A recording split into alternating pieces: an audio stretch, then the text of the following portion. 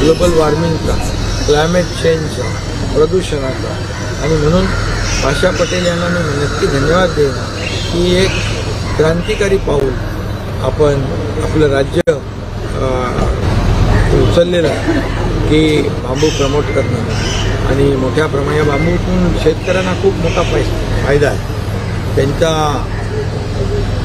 अर्थकारण याच्यामध्ये आहे, आर्थिक लाभ आहे, आणि पर्यावरणाचा समतोल राखणं. हा बांबू ऑक्सिजन जादा सोडतो, कार्बन डायऑक्साईड जादा शोषून घेतो, त्यामुळे हवेतलं प्रदूषण कमी होतं, आणि नक्की या बांबूमुळे खूप राज्यातल्या शेतकऱ्यांना, नागरिकांना फायदा होईल.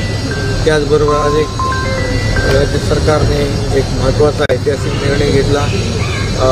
रेसकोर्स येथे मुंबई सेंट्रल पार्क निर्माण करण्याचा, उभा करण्याचा निर्णय घेतलेला आहे. मुंबईसारख्या शहरामध्ये 120 एकर आणि कोस्टल रोडच्या बाजूचे 175 एकर असे 300 एकरमध्ये मुंबई सेंट्रल पार्क एक आंतरराष्ट्रीय दर्जाचं उद्यान होणार आहे. मुंबईकरांना धकाधकीमध्ये आज आपण एक विरंगुळा म्हणून अगदी आबाल उद्यानपर्यंत लहान मुलांपासून सगळे त्याचा फायदा घेतील.